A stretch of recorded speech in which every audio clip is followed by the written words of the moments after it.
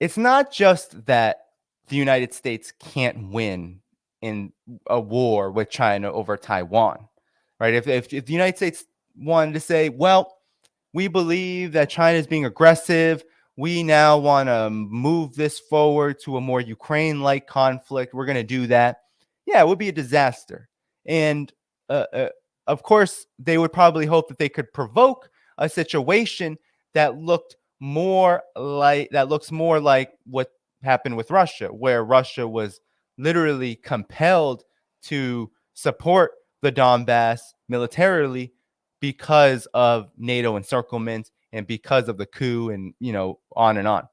They would probably want to facilitate. It would be an independent situation. It would be supporting independence forces to the point where that it's declared and it's the majoritarian political position on the island. A far stretch from where things are now, but that's probably what it would have to be. But nonetheless, I think what's so interesting right now is how many losses, how many L's, right, the United States is taking when it comes to China. And I just in the last week alone to end 2022, I was able to find so many stories in so many areas that just demonstrate that the United States is losing so much ground so rapidly to China that it makes a Taiwan provocation and conflict just seem that much more ridiculous almost, right? We're in this historical moment that, yeah, the American empire is aggressive, it's warmongering, it's dangerous, but to think that it would take such steps in a moment where it's in such a weak position in terms of its legitimacy and in terms of its capacity is almost laughable. So let's just look at the latest story about Taiwan that a lot of cringe China watchers were you should have seen them. You should have seen them on Twitter. I didn't save their tweets, but you should have seen all the China watchers just screaming, "Oh my God, look what's happening. Taiwan is repairing military devices in mainland China." But that's what's happening. I mean, this is the state of affairs where you do have a lot of integration between mainland China and Taiwan.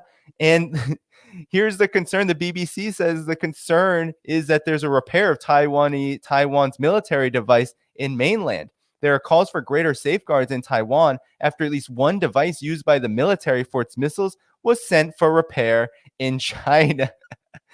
This is just hilarious because it just shows that the United States doesn't have the kind of stranglehold that it thinks it does have in Taiwan. An optical instrument used for launch measurements for Taiwan's Swing Fang 3 anti-ship missiles was shipped to its manufacturer in Europe. It was then sent back to Taiwan from Shandong province in eastern China. Last year, Beijing intensified military conflict around the island. China sees Taiwan as part of its area, blah, blah, blah. So in a statement, Taiwanese missile developer, the National Chung-Shan Institute for Science and Technology, said the device had been shipped to Switzerland by the company that had originally supplied it to the Taiwanese military. From there, it's diverted for repair at the manufacturer's Asia Maintenance Center in the Chinese city of Qingdao, it said. The institute said it had removed memory cards when we were sending it to Europe and also had run information security checks on the device after its return and had no concerns over possible information leaks. So, of course, that was the, oh my God, China's going to learn all this information from Taiwan's military device. But this provocation, this is why decoupling with China in this attempt to break China away or to break the world away from China is ridiculous, because not even the very weapons that Taiwan uses, a lot of the scientific and manufacturing components are going to be manufactured in China because of how big China's manufacturing sector is and how integrated it is with Europe. So if it's a European corporation producing these gadgets, these widgets, this technology, then it might end up back in the manufacturing facility where it was built, and that was in China. So Dr. Suzu Yan from Taiwan's Institute of Defense Security Research said the optical devices were not direct missile components, but Taiwan had to be more careful anyway. Taiwan must be more strict and careful in its contract management. Of course, we would not want equipment to be sent to China for repair. The tool of theodolite is used to measure precise geographical location for missile launches as well as the angle and direction for the launchers. It's like when you buy a computer, it's a device you put on the desk to go into the machine. It's a device you put on the desk to go with the machine, he said. He suggested the manufacturer had not been aware that devices purchased by a supplier in Taiwan had subsequently been used for military purposes. It's not the first time concerns over Taiwan's missile program have been raised. Last year, 3 people at 2 Taiwanese suppliers were sentenced to between 4 and 10 years in prison for using products from China to fake missile components supposedly to be made by U.S. manufacturers. So there you go. I mean, there's just one L right there. Just the supply chains are not in the U.S.'s favor. It is not in the favor of this aggressive posture. That what would happen in a war where Taiwan would have to be probably sending back a lot of damaged weapons, or would have to be declaring and ordering more and needing more. What would happen? Well, you might have a lot of these components built in China not being built, right? So you have these just practical economic matters which just show that the United States is not in the advantageous position it thinks it's in that it already is exposing itself through events like this, through panic moments of, oh no, we, certain weapons and parts to weapons are being sent back to China, for mainland China, for repair, that are supposed to be used in Taiwan. Well, I should have thought of that before, trying to aggressively use Taiwan as a proxy. It's not going to go as smoothly as they think. And I think they know that. I think that the U.S. military establishment actually knows this. And that's why there's a lot of talking out of both sides of the mouth when it comes to the current U.S. administration. But nonetheless, that's just one embarrassing part of how the collective West is faring here. And so I want to show you first that so that economically the United States is also conducting warfare against China. It's not just Taiwan. It's not just how ridiculous things look when it comes to the aggressive posture, the militarization of Taiwan. It's not just that. It's not just the militarization of South China. See, economic warfare is a huge component. And the United States often talks about competition. So it's competition, right? It's all connected. Taiwan, the United States thinks it's competing for democracy over autocracy, that it's the democracy. Taiwan is supposedly democracy. And so the United States is with Taiwan in that endeavor. But it's also economic, right? Because that Taiwan is a huge manufacturer of semiconductors. It has an economy that the United States thinks is somewhat valuable, but the value really is in trying to break and isolate China and cut and sever Taiwan from China. That's where the value would be. And that's why it's doing this with the semiconductors. It's trying to close TMSC, bring it to the United States. That's why it's doing it. And that's why it has this export ban on China around semiconductor parts. So it's widespread. But you would think that the United States would be so confident, right? Or that the collective West, especially because the collective West has gone along with this, will be so confident in its endeavors to do this, that they have the biggest economies in the world too, right? The richest countries in the world. You hear Bernie Sanders say it, the United States is the richest country in the world. It is still the biggest economy in the world. I think over 23% of global market share. So you're talking about US plus Europe having a large share of the world's economy. You would think they'd be so confident in providing economic alternatives and in crushing China's economy with crippling sanctions like they have on Russia, and that they're so confident in countering China's Belt and Road Initiative and other economic integration projects that China is forwarding. Well, not so much, actually.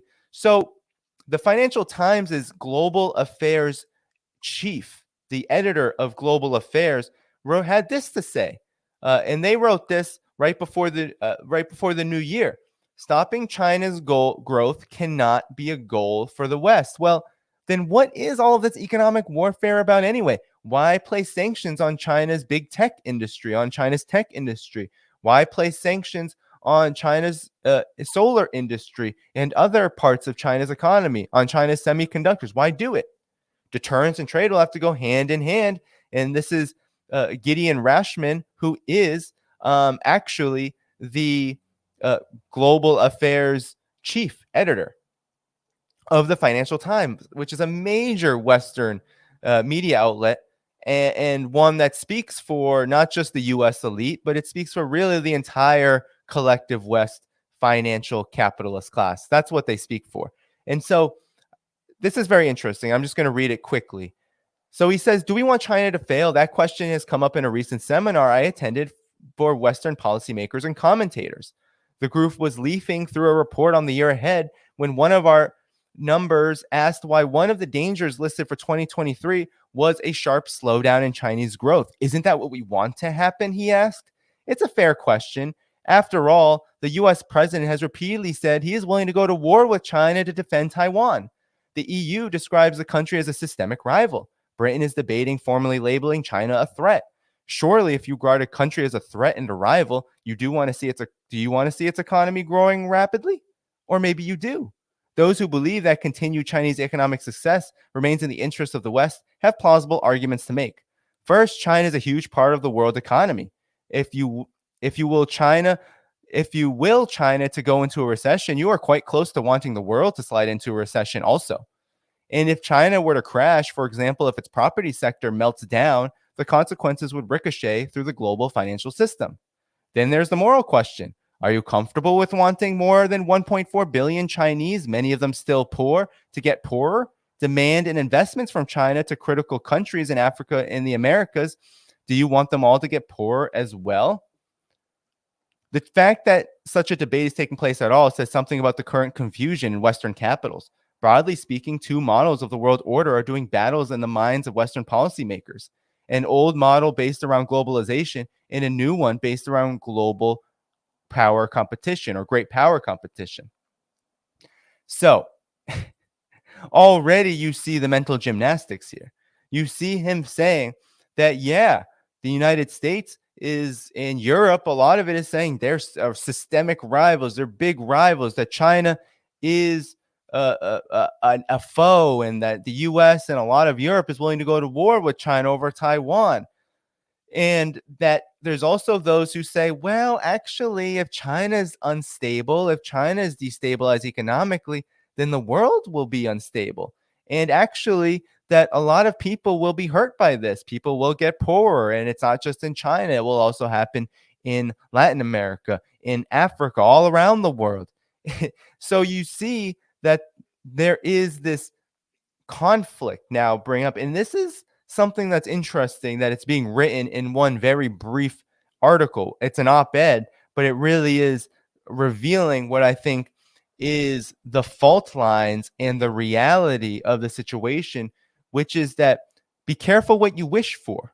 The United States' neocon elite, its foreign policy establishment, even large sections of Wall Street, these forces may think that they want, in the final analysis, right, the George Soroses of the world, they want China to be completely opened up, get rid of the government, get rid of everything that China represents right now. They may think they want that, but watch out for the consequences of what it would mean for China to experience a Soviet Union collapse like a shift, or a Chile 1973 coup change. If it were to go down that road, the whole entire world order, the entire world economy would crash. And so there are big consequences here. So he goes, the old model stresses economics and what the Chinese call win-win cooperation. Its argument is that economic stability and growth is good for everyone, and that it also encourages habits of international cooperation on critical issues such as climate change. The new model argues that a richer China has unfortunately turned out to be a more threatening China. China has poured more money into military and has territorial ambitions that threaten Taiwan, India, Japan, the Philippines, and others. This view argues that unless China's ambitions are checked, then global peace and prosperity will be threatened. Russia's attack on Ukraine and the close alignment between Xi Jinping's China and Vladimir Putin's Russia has strengthened the view that the best lens through which to view the world right now is one that focuses on great power competition. Unfortunately, this is not an argument that can be resolved because both worldviews contain elements of truth. A China that fails could be a threat to world stability, and so could a China that succeeds, as long as it is run by Xi or a nationalist authoritarian. The way for Western policymakers to resolve the debate is to ask a different sort of question. Not do we want China to succeed or fail, but how do we manage the continuing rise of China? So essentially, the conclusion is that not China needs to be destabilized, but that China's government needs to be changed, that the US, Europe, the West, the collective West needs to manage China's rise, that it needs to be in control, and that it needs to check China. That's essentially what is being said here. And of course, it comes with all the Cold War tropes that China's government is authoritarian, that China needs to be checked because of how much it threatens its regional neighbors. Last time I checked, though, just this past week, the Philippines and China, Xi Jinping and the new president in the Philippines met and had very warm bilateral talks. And that despite the fact that India and Japan, of course, I think are a bit more close to the West's overall agenda with China, there's also been pretty big ruptures there. Japan's military budget, yes, is very unfortunate, but India has basically, uh, agreed to the border dispute with China being at least temporarily resolved, at least there being a ceasefire situation there. And also, these two countries have pretty similar trajectories, especially on the monetary path. And now Russia is a big player here, where Russia and India are much closer, and Russia and China are very close. And BRICS is definitely going to grow in the coming year. So, India is part of that. So you see a lot more integration now, and you can tell that there's not a lot of confidence here. And that's why this article is being written. This article isn't being written because, oh, well, the United States can still do this and the West can still do this against China. No, it's being written because I think the collective West understands it can do nothing about China's rise. So it needs to manage it now. It can't do anything about it. Unfortunately, this is the way for what. Okay, so posing the question that way avoids basing policy on something beyond the control of Western officials. It would not be wise for Americans, Europeans to assume that China is heading for failure any more than it would be realistic for China to base its policies on America, on the idea that the U.S. might collapse. It is clear that both China and America do face substantial internal challenges that could, in the worst case, overwhelm them, but it would be foolish for either side to assume that outcome. So, of course, he had to bring in China here, right? He's obviously talking about the collective West being in trouble here with their policy. He's obviously he's not talking about, he's not talking about China, but he had to throw in that projection in there, so it looks more plausible, it looks better, right? It looks better PR wise. But the conclusion, though, is that actually the West can't control China. It can't. So rather than trying to make China poor or to thwart the country's development, Western policy should concentrate on the international environment into which a richer, more powerful China is emerging. The goal should be to mold a world order that is less attractive for China to pursue its aggressive policies. That approach has military, technological, economic, and diplomatic elements. The U.S. has been most effective in strengthening its web of security ties with Japan, India, and Australia, which should help deter China's militarism, right? Not I mean, that's just Cold War talking points. That's not true. That's not happening. There's no deterrence happening there. It's all aggression. It's all military encirclement. We can just skip that as just par for the course. The United States is going to continue to militarily encircle China, and China will continue to respond, and it will continue to defend itself. So, okay, that's true. Economics and trade are where the U.S. is the weakest. China is already the largest trading partner for most countries in the Indo-Pacific. America's increasingly protectionist mood and inability to sign new trade deals in Asia make Washington's counteroffer look even less compelling or look ever less compelling. The battle of ideas is also important. As Ukraine wars illustrate, large parts of the world remain deeply skeptical about Western motives, even in opposing an obvious war of aggression. So that's why it's crucial for the US and the EU to be clear to themselves and others that their goal is not to prevent China from becoming richer, is to prevent China's growing wealth from being used to threaten its neighbors or intimidate its trading partners. That policy has the merit of that's both defensible and feasible. So essentially, what's important here is the admission that that the US and the Europe have nothing to offer economically. So while he's arguing that no, we shouldn't be trying to crash and collapse China entirely, that we should be concerned about its political and military motives, and yeah, we should still encircle and do all of that dangerous new Cold War stuff on China. We should continue to follow the propaganda war.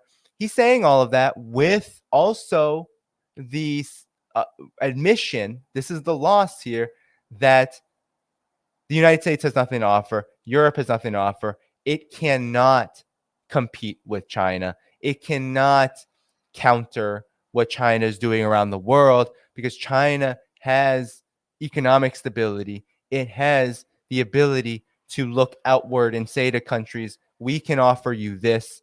Will you help us with that? It can do that. It can build roads. It can build bridges. It can invest. The United States and the EU have a completely oligarchic, corporate controlled, monopoly capital, finance capital dominated imperialist world system. They have that's what controls the collective West. They can't and they won't. It's not just that they won't. It's not just, oh, we don't want to. It's they don't want to pour the capital in without the guarantee that they're going to make maximum profit off of their investment. And it comes at a time where the collective West, its economy is so shaky because its foreign policy with Russia, its proxy war with Russia, and not just that, but it's overall outstretched, overstretched, just completely, it's flooded all these resources. It has invested pretty deeply in the military industrial complex, and all of that has major costs to it. And those costs are blowing back at the collective West intensely. And so I'm going to show you two other examples really quickly. I'm not going to read this whole article, but the European Union declared last year that it was going to create an alternative to the Belt and Road Initiative. And so did the G7, right? But here you have 1 year on, EU's alternative to the Belt and Road has failed to deliver. Up to $318 billion was promised to build infrastructure in Africa and Asia, but it's unclear how much has dispersed. And this article actually goes into how they can't even track where this money has gone. And actually, and I'm not even going to read this, I'm just going to summarize it for you. Actually, the money isn't even new money. So there's a lot of EU parliament that is saying not only has nothing been spent, but this was already earmarked to be used. We weren't spending more than we had already promised to spend 1 year ago, and yet nothing has happened. No, the African Union president, incredibly angry at this. Macky Sall, this is what he had to say. I'll just read you his quote. It leaves a bad taste in our mouths. I'm a bit disappointed, to be honest, when he referenced this so-called EU-led project, which was called the Global Gateway, right? It was called the Global Gateway, and that was supposed to lead to more investments in Africa, Latin America, all over Asia, and it was supposed to compete with China's Belt and Road Initiative, which has more than a couple of thousands of 2,300 plus projects underway or completed. 140 countries have signed on. The majority of those countries, not all of them, because Italy is in it, and some other countries, Greece, I believe, is also in it. But a lot of those countries reside in the global south, on the African continent, in Latin America, in West Asia, in the Middle East, in the Arab world, and of course, Eastern European countries, Serbia, etc., are part of it as well. But Belt and Road Initiative is thriving. More than a trillion plus dollars, US dollars, have been invested in infrastructure already. Sinolau Railway, Jakarta Bandung Railway in Indonesia, Sinolau Railway in Laos. We can go on and on and on. Pakistan with the China-Pakistan Economic Corridor, right? There's just so many examples we could list, and we've covered those on this channel. The point is that Europe, the G7, they have nothing to offer. And so it's laughable that they think that they can compete, and they can't. And the Financial Times is admitting as much. And then lastly, I want to just show you what's happening to the United States with its economic warfare. It's not just that economic war is not able to contain China, and that's not able to stop the Belt and Road Initiative and other things that China is doing around the world. It's also that it's hurting U.S. industries. And so here, Nikkei Asia, no friend of China, says U.S. solar installations fall 23% in 2022 on China trade curbs. Import restrictions deal blow to industry reliant on Xinjiang silicone. So the United States placed sanctions on China's silicone industry, which is mainly based in the Xinjiang region, over so-called human rights issues, so-called Uyghur genocide and concentration camps and all of that propaganda. And it's blown back at the United States. It's decreased that industry, that solar panel installation industry, by 23%. And that large-scale utility installations have been hit especially hard, dropping 40%. So we're not even so large-scale installations are probably the biggest part of this, and they've been hit particularly hard. So there you go. Loss after loss after loss after loss.